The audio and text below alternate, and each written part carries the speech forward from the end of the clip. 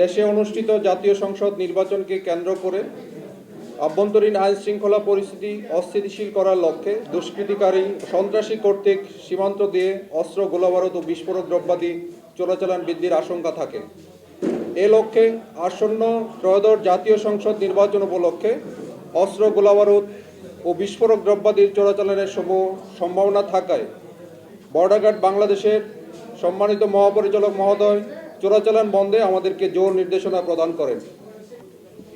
মহাপরিচালক মহোদয়ের নির্দেশনার আলোকে আমরা আমাদের দায়িত্বপূর্ণ সীমান্ত এলাকায় কঠোর নজরদারি ও গোয়েন্দা তৎপরতা বৃদ্ধি করি এবং তা যথাযথভাবে অব্যাহত রাখি, যার পরিপ্রেক্ষিতে আমরা অবগত হয়েছিলাম অস্ত্রের কয়েকটি চালান আমাদের ব্যাটালিয়নের সীমান্ত এলাকা দিয়ে বাংলাদেশে প্রবেশ করার সম্ভাবনা রয়েছে।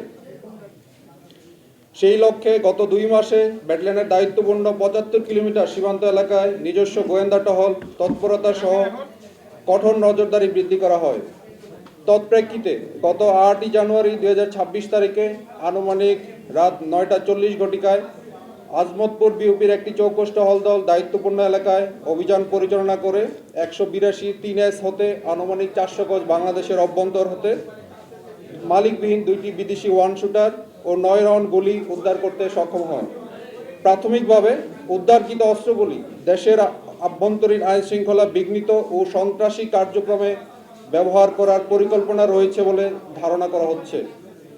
আজ উদ্ধারকৃত অস্ত্রগুলি জিডির মাধ্যমে শিবগঞ্জ থানায় হস্তান্তর করা হবে। আপনাদের অবগতির জন্য জানাচ্ছি, মহানন্দা ব্যাটালিয়ন আমাদের দায়িত্বপূর্ণ এলাকায় গত 3 বছরে 15 জন আসামি সহ 33টি দেশি বিদেশি পিস্তল, 398 রাউন্ড গুলি, 41টি ম্যাগাজিন আটক করতে সক্ষম হয়েছে।